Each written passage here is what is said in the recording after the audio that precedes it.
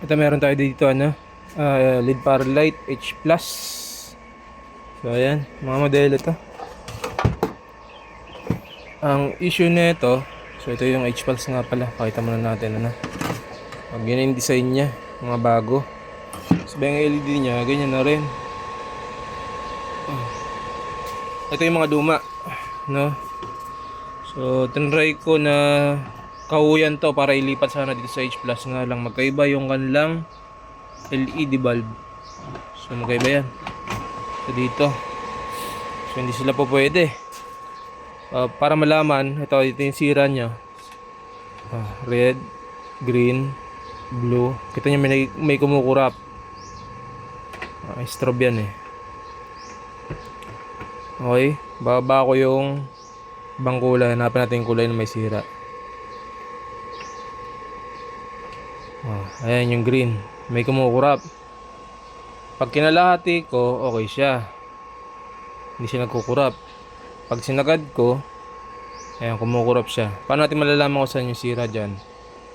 Kasi ang hirap hanapin niya, masakit sa mata. So ang ginawa ko, yung pang welding natin. Ayan, tingnan natin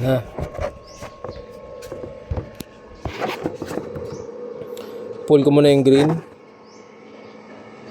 Hanapin natin. So sa mga ilaw na yan, makikita mo, ayan tatlong ayan tatlo na may bilog. So lahat tatlong may bilog. At yung sira ay ito. Ayan, yung dalawa lang. Yung isa na yan. So ayan yung sira. Naging dalawa, naging tatlo siya. So yung iba kasi consistent eh.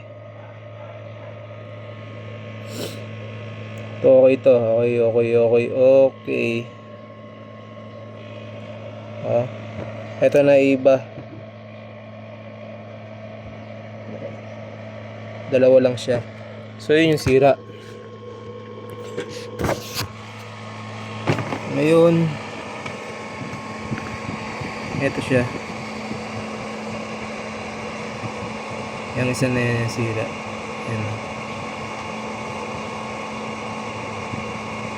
G6.